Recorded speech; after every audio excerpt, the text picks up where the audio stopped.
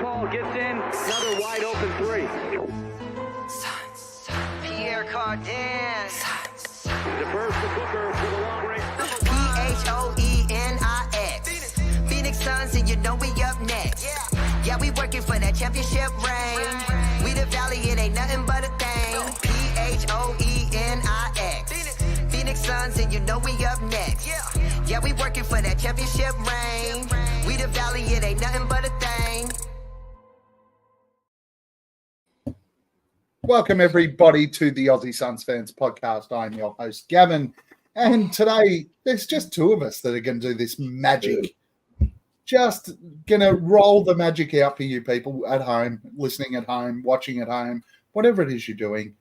I am joined by my amazing sidekick, brilliant man, individual brilliance every time we come on here.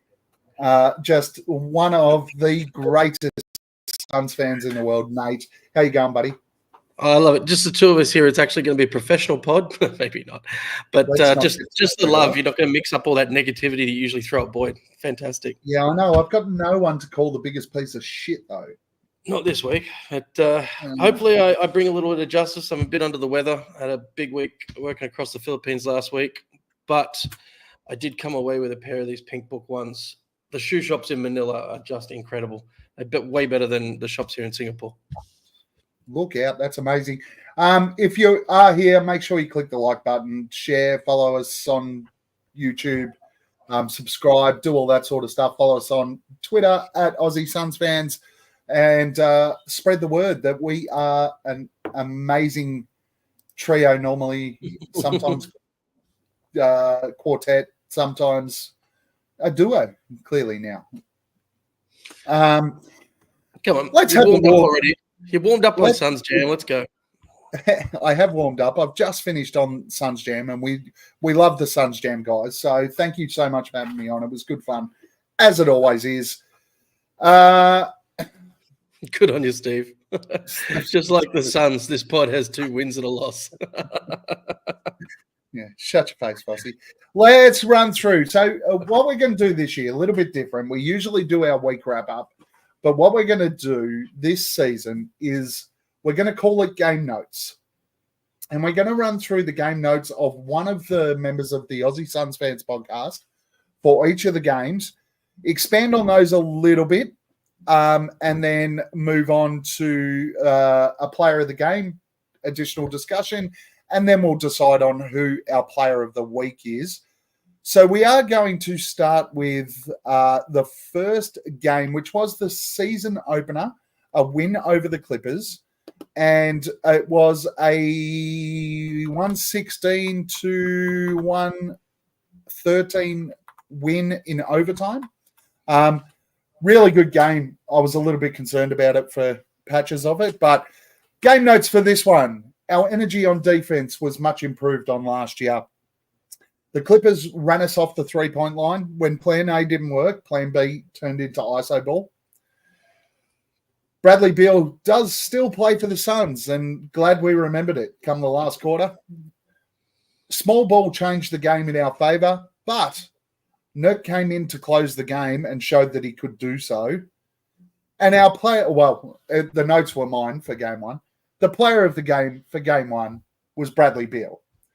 Nate, comments on my game notes for game one. It just seems like that first game was so far ago now, so long ago. I don't think you're wrong. I think the ISO ball, like the switching between the ball movement and ISO ball, brought up a lot of chatter online. And I must admit, even over the last 2 games, stemming from your point on that game, there still was a lot of ISO ball. So I think I really like seeing the system that Bud's put in. The first half was like Harden was all over the place. Like he was flamed out, like he wasn't going to be able to carry this team through a whole season. But he did try and turn it around and make it difficult for us in the second half. Other than that, nothing more to add. I'm glad we pulled away the win. A W is all that counts, even if it was in overtime, even if it was frustrating. My favorite takeaway from the game was the 2 photos of Balmer.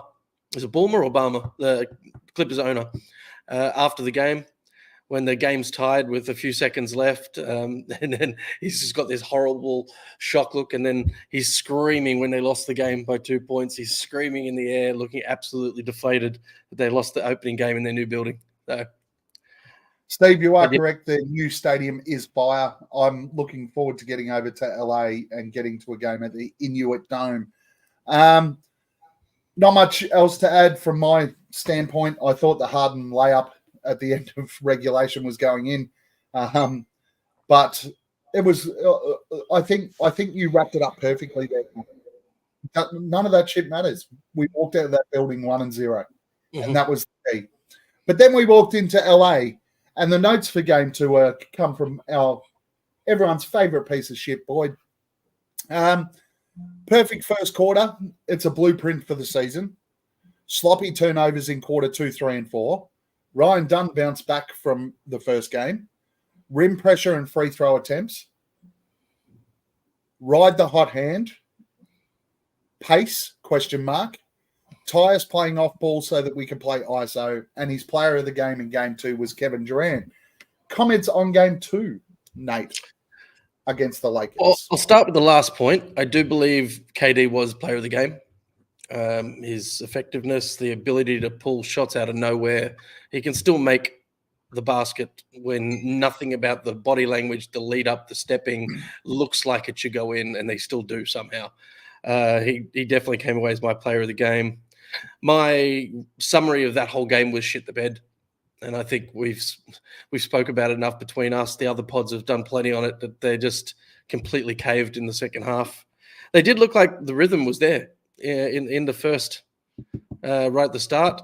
So to Boyd's points, can't really disagree with him. But he should have made mention we shit the bed. Yes, we certainly shit the bed.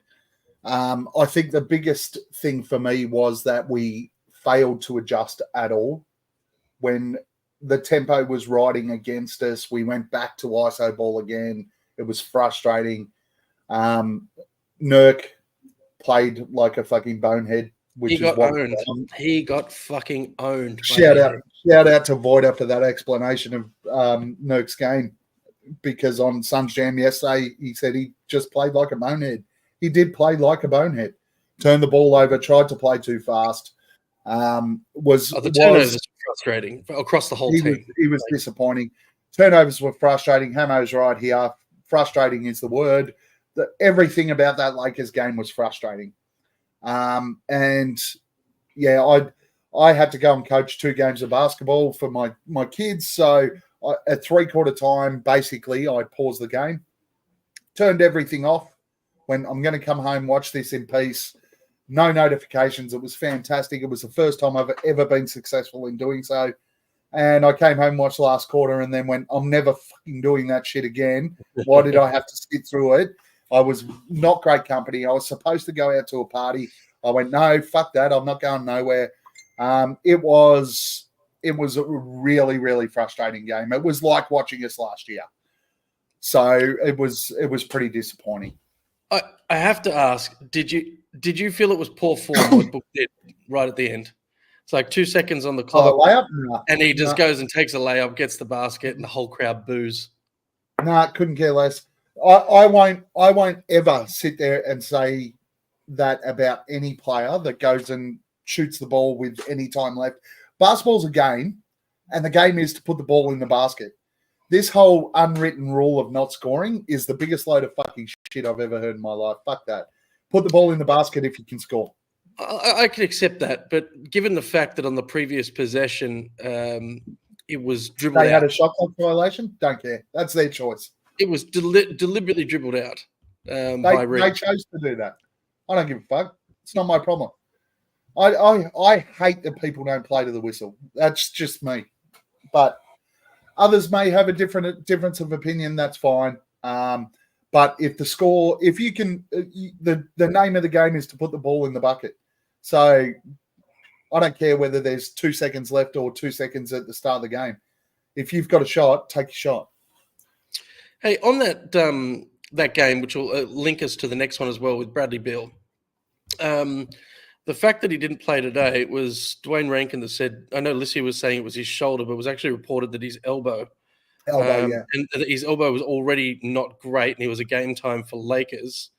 But he said he got tangled up on a screen late in the game Friday. I didn't actually see, or I don't recall seeing a tangle up on a screen where it looked like he's suffered an unplayable injury. For me, it's a description of an injury which allows a player who's had a long history of injuries not to play in a back-to-back. Right. So it was pussy. Yeah. I'm not a pussy. I just think the Suns went, you're not playing tonight. You can have the night off. Steve, what if he comes down on an ankle? No point if there's zero chance of winning. He can come down an ankle 30 seconds into the game. Who gives a fuck? Shoot the ball. Game 3, game notes versus Dallas, written by the esteemed Nicky's Falcon. Esteemed. Not when you read them. Ryan Dunn gets the start.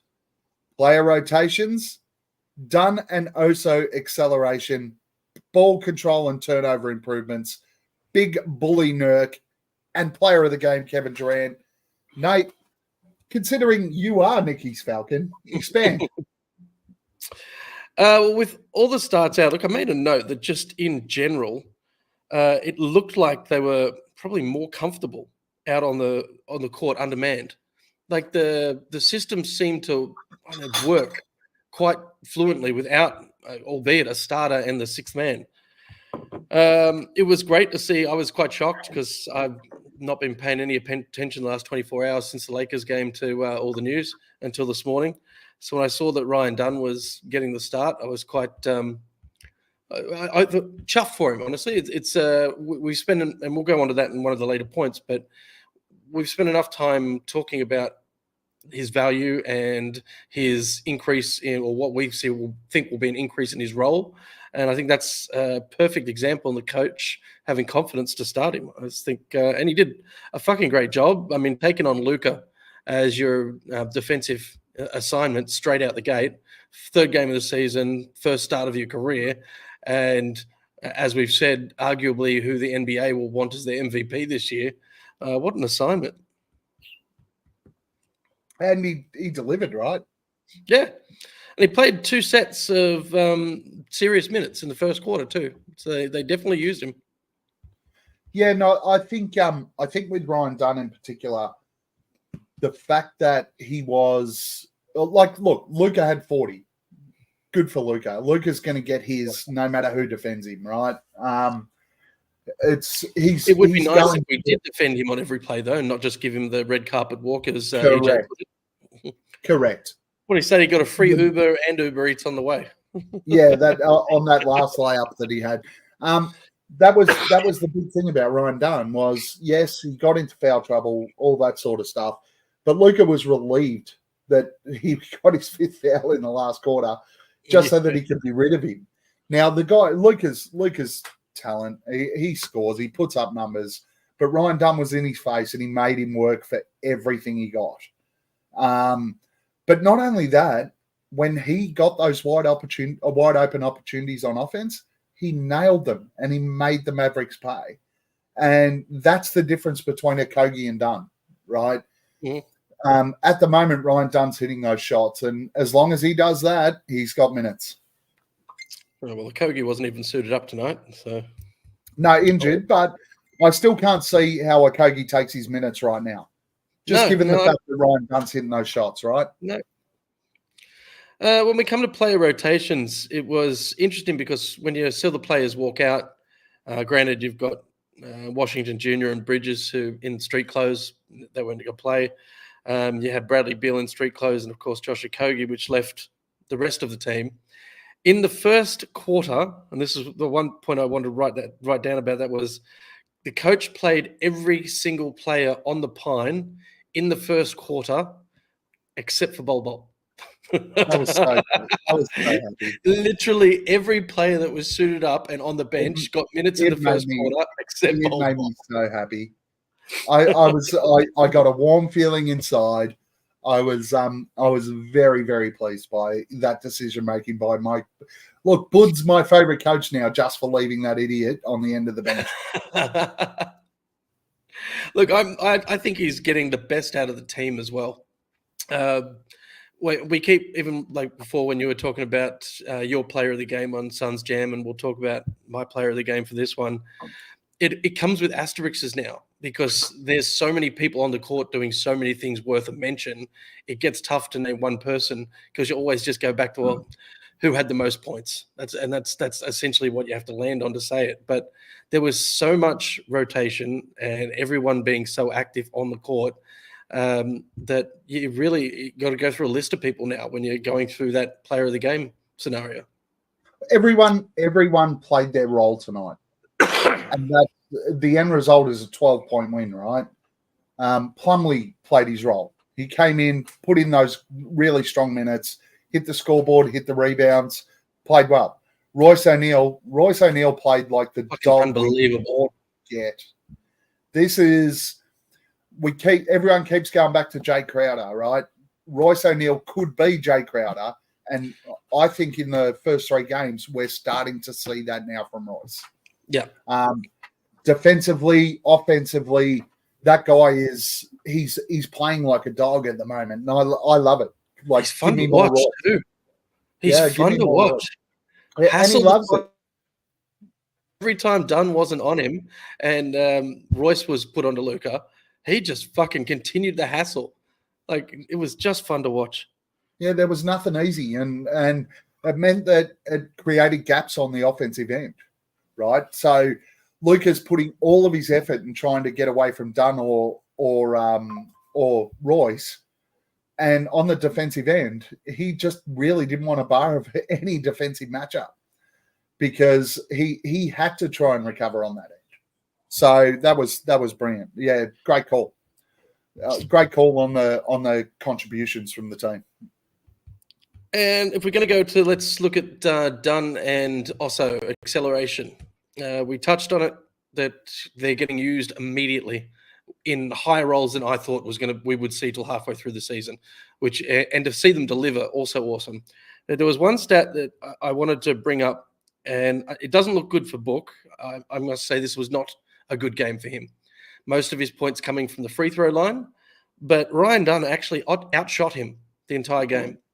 He had more makes from less attempts. And if you look at the 3-point percentage, it was 50%, 3 of 6 for Dunn, and Booker had 2 from 8, 25%. Normally you'd say, look, if you look at percentages, yeah, they didn't take as many, but Ryan Dunn was taking shots and he was making them. So I think that was just, we talk about the acceleration of a player. He must feel great getting a start and getting a higher shooting percentage than Devin Booker. Yeah, the thing I love about that kid is he's got no fear. He's come in and he's gone, right, we've got Book, we've got Beal, we've got KD, we've got Tyus Jones, we've got all these guys. It doesn't matter. When my chance is there, I'm going to take it. We continue on the acceleration part. Also is obviously taking minutes off Mason Plumlee. Plumlee is the team professional, playing his role, happy to give his minutes up and watch the young guy do well. I did not think he was looking from preseason to even 3 games in. I just think there's a significant difference on how NBA ready he looks since the season started. And to see that kind of turnaround from 3 preseason games to 3 games into the regular season, I think is, like I said, you use the word acceleration. He's taken onus on that, and he really has accelerated his performance and court movement. Tell me if you disagree. No, I think his contributions, he's not going to get massive minutes. I think we see that. He's just going to sort of be come in, have 5-6 minutes here or there, but he's having an impact. And they're switching him around positions too. They're actually using him as a center and a power forward. Yeah, they're using him at the 4. Yeah, and yeah. I mean, this is a pick, 56? Yeah, late second, yeah. Draft. So pick 56, and he's having an impact on the court. It's fantastic. But I will say, remember Jalen Smith? I say when you're on the floor, my friend, I love your little push shot floater. I'm a fan of it, but the foul line's too far for that shot. Oh yeah, Be closer, dude. Be closer. Even EJ laughed on the broadcast at that one. He says, "You're too far away, son." Hey, well, we're What on else you got? the youth acceleration. I wanted to bring up the KD point. I sent you that picture. So post game, You want me to throw that up now? in a second. I remember I forget her name. I think it was Amanda or someone at the end of the game asked KD Kluger? about Amanda Ryan Kluger? Dunn, and the amount of praise he gave Ryan Dunn was incredible. And you got to wonder how much influence. I mean, we talked last season about the influence he had on Bol, whether or not that transpired to anything's a different story. And this year, I'm kind of curious about how much his involvement is with Dunn and Osso and maybe some of the guys at the end of the bench. Especially and if you want to throw that picture up, Dalton Connect got his game jersey after the LA game. Now, that was a horrible win, but that's a hell of a thing to do, to give the rookie on the team that just beat you your jersey signed. I just thought that was pretty cool. I think we talk about KD rumors, and I'll go into something else in my flog of the week later on. There's no way he's going anywhere. He's so invested here. And look, the only thing for me is this fantastic. I love how these experienced players, these are a lot of guys like KD, LeBron, Giannis, Jokic, these guys who give up their jerseys to young kids just to give them a little boost along is great. But Dylan Connect, take your fucking sunnies off. You're inside. It's Dalton Connect, you dick. He's starting to remind me of Dylan Brooks. See, Boyd's free enough to jump in the chats and give us a spray, but he's not free enough to jump on the pod and do it. Yeah, Dick. that's okay. Fucking dick. You should have given him the shittest person of all time spray anyway. Ball control. Talk to me about that. Possessions. So assists versus turnovers. Immediate change from the Lakers game. I had a look. If you had a look at the first quarter, first half, it changed a bit in the second half, but the first was a stark contrast with 15 assists to 3 turnovers. Far outdoing the Mavs at 12 assists to 4 turnovers. And then if you go on to the whole game, there was an extra 8 turnovers, unfortunately, in the second half. But we still finished on top with assists. So just looking at the assists to turnovers, it was incredible, to be honest. So we finished with 26 and unfortunately 11. So the Mavs got ahead of us on the turnovers in the end, but 11's a lot better. They were late and not costly. 11's a lot better than the 20 odd we've had in the first 2 games. Yeah.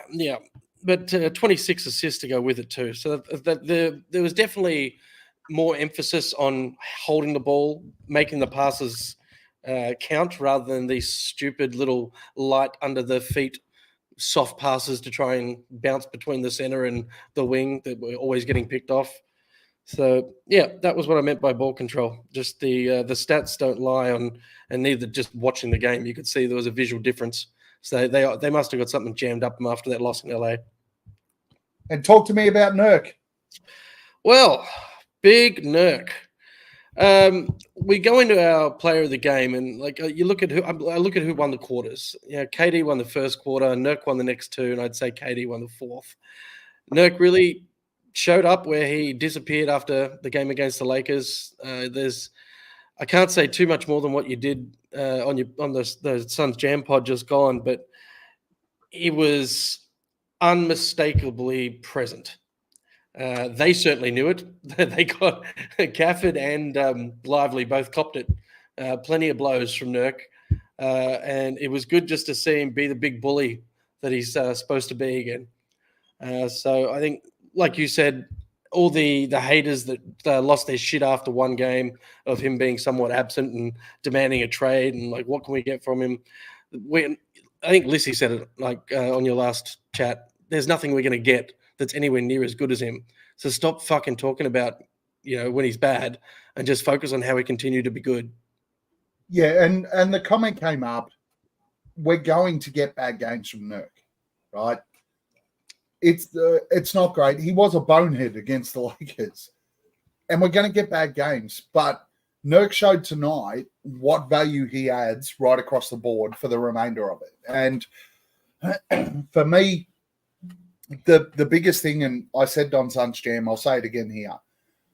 The first two games, Nurk's looked like he's tried to keep up and go fast with everybody else. When the ball hits his hands, he needs to slow down and go into Nurk mode because that's where he's at his best. Right? It's when he gets the ball, he has to slow it down because he'll hit those backdoor cuts. He'll be able to grind in for that little mini jump hook he's got. All that sort of stuff Nurk can do. When he tries to force and go fast, that's where he gets his turnovers. So it was great to see Nurk really put on a performance tonight. Is it just me, or did he look a lot like Aaron Baines at his best tonight? Inside the paint, backing down, being strong, creating his room, getting the soft touch at the rim.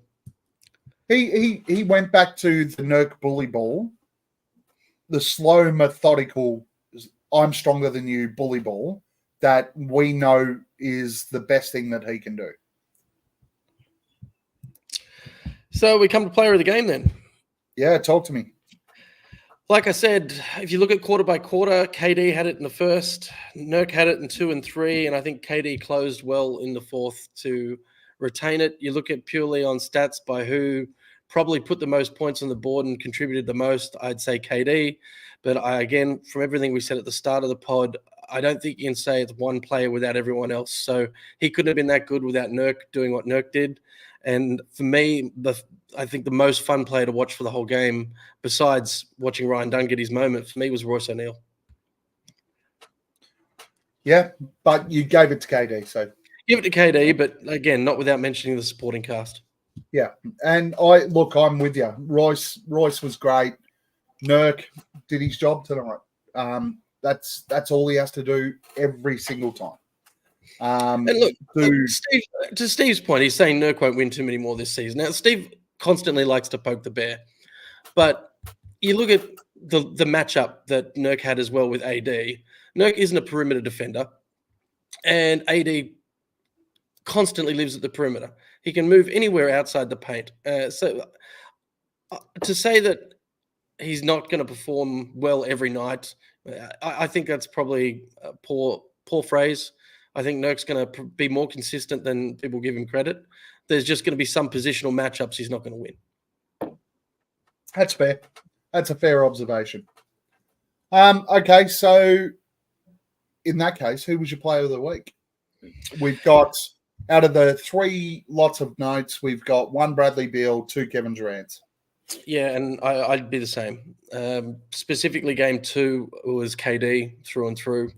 Game 3, KD with the asterisks. So on pure numbers there, KD for the week. Yeah, I'm with you. KD was the player of the week for the first week. Upcoming this week, we've got Tuesday, 1 p.m.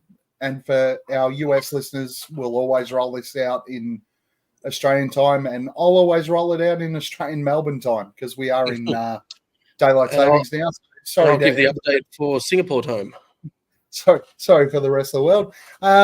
Tuesday, 1 p.m. versus the Lakers. Friday, 1:30 p.m. against the Clippers, and Sunday, 1 p.m. against Portland. And they're all 10 a.m. games for me. What's your prediction for this week? Oh, the Lakers, we have to win that one. There's no excuse, okay? Fix what needs to be fixed and get that W back. So that's one you cannot tolerate a loss in. We cannot lose 2 games to the Lakers in the first 2 fucking weeks of the season. No. Back to Clippers. It was a feeling out game. It was the very first game of the season. Neither team was fully in their swing. Their injuries for the Clippers, they've got to figure out a way to win without James Harden doing everything because he is going to flame out. He cannot be that consistent for a whole season and then go into playoffs. So I think the Clippers will be still trying to figure things out, and I think we're a lot closer to knowing what our rhythm is, what the system is, and knowing the parts, the sum of our parts. I love that phrase, the sum of our parts, because we're not just the big 3. We've seen what Ryan Dunn can do. We've seen what Royce O'Neal can do. We've seen what Nurk can do. We're talking about Osso. I mean, this is a full team this season. So we'll take 1 and 2 there, and Portland. That has to be just. I'm not even going to give that game any thought time. Portland are a dumpster fire. I think I had them finishing worst in the West. So you're saying 2 and 1, or what? No, 3. And I'm doing it pragmatically. I'm going through each game, and I just we don't need another loss. We need a good week where we prove all the talk. Yeah, I am. I'm with you. Three wins, and the most important one is that Lakers game. We just have to win that one back. When it comes to tie breaks, all that sort of stuff, the problem is that we don't know what the Lakers are going to do over the course of the year. So from a tie break aspect, we can't afford to fall behind 2-0, and just have to win that game. The Clippers they're fighters, right? I watch both games. The Suns game and then their second game. They're going to scrap. They're going to fight. They're going to do everything they can. But I think in the end, we've probably just got too much talent, too much depth, and Portland are fucking horrible. Yeah. So that Lakers game's a home game for us, right? Yes, Lakers at home, Clippers away, Portland at home. Yeah. So I want to see Dalton Connect wear the KD jersey into the arena. So when they do that they film the guys getting out the bus or the cars or whatever and coming in. I want to see him wearing that with or without his sunnies on. Really couldn't give a fuck. KD sold it, mate. He's not wearing that. And but then the talk too. They've got he keeps popping up in talk about role players that are pushing their way into a starting position. So I would not be surprised to see him start a game for them in the first half of the season. I wouldn't have said we started Ryan Dunn, and we did. Yeah, I wouldn't have expected that in the first 3 games of the year. No. And for Dalton Connect, I think he only starts if Austin Reeves misses a game. Yeah, fair call. That's kind of where I'm sitting with him. Bronny. I see here. Does Bronny get KD's jersey after this one? No, he doesn't. Bronny doesn't play. After these 5 games, they've already said they're going to send him to the G League. Give Bronny the training jersey. He can wear that in the G League. If anyone in Phoenix wants to watch Bronny, just head down to the Mullet when they play the Valley Suns, because that's about the only time you're going to get to see Bronny on the court, unless we're winning by 35. Nate, did you bring me a stat of the week? No. Let's move on then. Let's just. I'm still. Let's just focus on the Ryan Dunn versus Devin Booker stat that he outshot him 50% to 25% in this game. That would have been perfect. Why didn't you say that? Well, I already did say that. I should have saved it for this segment. I forgot all about the segment. Yes. But there we go. Saved it for this segment. Well, now we spoke about it twice. That's about you and Boyd getting stat of the weeks together, not me. It's not on me. Jesus.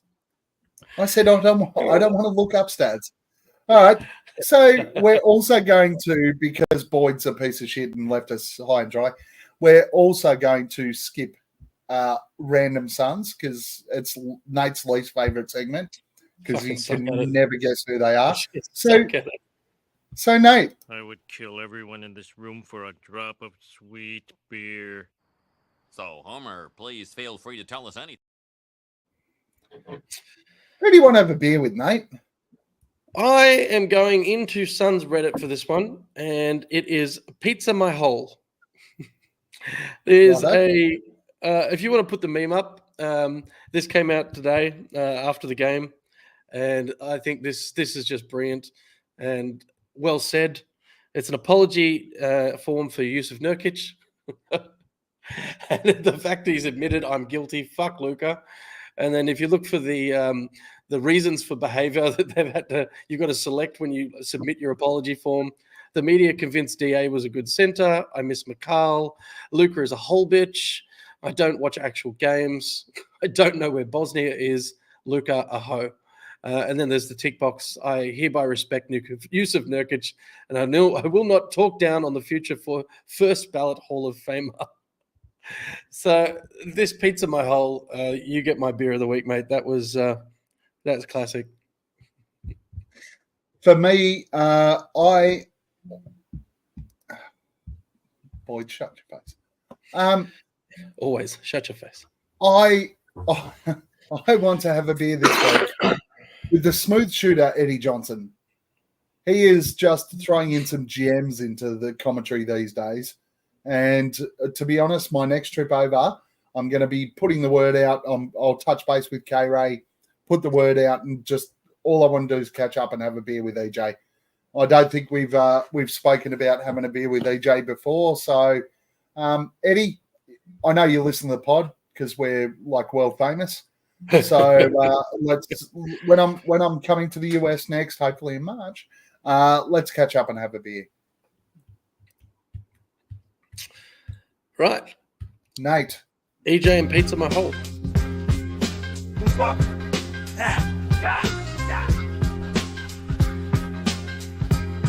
Fuck that guy. You Bit of finally a got shout that out wrong. there to Dan Duarte from the Fanning the Flames pod. He's now included into our official drop for Fuck That Guy. Nate, it's all up to you. Fuck that Who are guy. you rolling out? Who are you going to Look, address this week? at first, I wanted to give it to an inanimate object. It was going to be the hotel sheets at the hotel that the Suns stayed at after the Lakers game because they obviously shit all over them. But they probably didn't actually stay in LA. They probably jumped straight on a plane and went to Phoenix. So they probably shat on the airplane seats instead. But my actual fuck that guy, which is an actual guy, it's Zach Bailey, columnist for Bleacher Report this week. He did an article called Top 10 NBA Trade Targets, and the fuck knob listed KD as the number one trade target out of Phoenix. After everything we've just said about KD this week, nurturing and his influence in the rookies and the youth, and then we're trying to displace all talk about him being traded, and to see guys just going for clickbait and writing articles, again, negative articles with no real upside to them, to list him as the number one trade target out there, I think is ridiculous, and fuck that guy. Fuck that guy. For me, it's Skip Bayless. I know. Who's the other guy that does a pod? You always I've had a fuck few these beers. up. Bill Simmons. Fuck that Bill pod guy. Simmons. Fuck that guy, Bill Simmons. Bill, seriously, man. You did your annual League Pass team to watch. Dude, how are the Suns in the bottom third of your assessment? The Suns are a fun team to watch. You're fucking kidding yourself. Wake up. There's some of the teams you've had in front of the Suns. Nate, fuck that guy. Fuck that guy. He frustrates me so much. It's so annoying. The narrative, the national narrative around the Suns. Fuck, I just want to absolutely dominate this season and win a title, just to shove it fair and square up their asses. That would be, I'd be more than happy with any of that. So Bill Simmons, fuck that guy. Guys, we've got maybe a couple of minutes, so let's do this. Anyone who wants to throw some questions into the chat for us, we will answer them. Let's answer this first one. Address Beal. Yeah. Trade Beal. No, Beal is the one who needs to be traded. Talk to me about where Bradley Beal's place is in this team, Nate. Well, King Nacho obviously doesn't like him very much. King Nacho fucking hates him, clearly. But I would like to see Bradley Beal with minutes. That's where I'd like to see him. I do think there's some upside to trying him in the second rotation. I don't know with the way they're staggering minutes. The first two games, a lot of his minutes came with the second unit, right? Yeah, and there's once he's healthy and if he's still playing the same amount of minutes, bringing him off the bench while it's an ego hit, it might actually prove to be productive. Although that being said too, when you're paying someone $40-50 million, you kind of want them to start because they've got fan power, they've got media attention, And it probably, I don't know. There's a positive and a negative to trying it. He'd have to be on board before you just went and did it. You couldn't just blindside him. But look, the three of them can work together. I think it's less about turning Beal on and more about turning Book on at the moment. I just don't think Book looks like Book. Just today's performance was dismal. Nothing was going in. Now, granted, he copped a lot of double teams. The Mavs definitely went at him to close him out. And he did his old thing where the new system didn't seem to be being applied. He went back to ISO ball a lot and fucked up most of it, to be honest. So we want to talk about Beal. I don't think Beal's the actual problem if he's on the court and getting the minutes and the games to prove where they fit in together. I think at the moment it's more about proving Book and get back to what we expect of him. So, number one, I think I hear this a million times. So, old mate Nacho, just listen for a second. Bradley Beal has a no trade clause. We can't just fucking trade him to anyone. Number two, he was our best player in game one against the Clippers. He's performing where we need him to. Against the Lakers, when we're on fire, guess who was our best player was? It was Bradley Beal. Then we closed him out in the third quarter, completely froze him out. It's Bradley Beal is going to be. No, he got a lot of burn in the third quarter up until about 5 minutes remaining. Maybe a little bit. KD and Book were sitting on the bench for a great deal of the third quarter.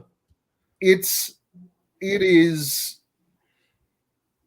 Bradley Beal could become a very important part of this team come the back end of the year. I spoke about on Suns Jam. I think the elbow injury is just we're not going to play him in this back-to-back. So I'm not real fussed about that.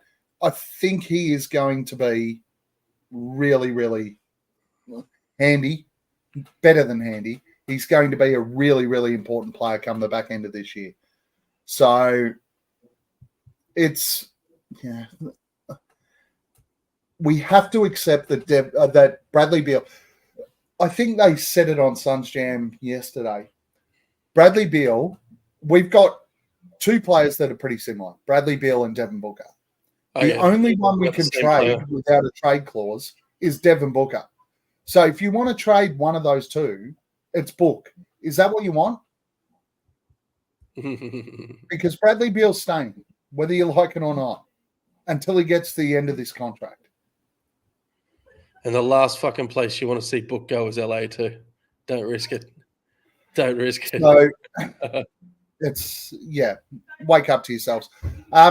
Boyd, your question in the chat, I just don't understand why we would want to do root, shoot, marry when we don't know these guys. I know Steve. Clearly, we're killing Steve. Well, I don't know. I could give him either three of those votes, actually. He's a perfect candidate for rooting, shooting, killing, marrying. Yeah. No, I don't know what the other guys, though. Have you listened to Steve? He's a fucking whiny he bitch. does. He's pretty irritating, but at least he keeps a clean place. It's like it's mainly, look, I'm killing Steve. I'm marrying Go D3 and I'll shag King Nacho. There you go. Because he's clearly angry about Bradley Beal. So all I do is say, Bradley Beal's a gun and then hold on for dear life. It'd be fun. Ride that train. Nate, where can we find your last comments? Nicky's Falcon, IG, and X Twitter thing. Not very active, but super responsive. Really? It took you 12 months to add somebody to your PlayStation who kept messaging you. That was Jake too, wasn't it? Yes. You are not super responsive at all.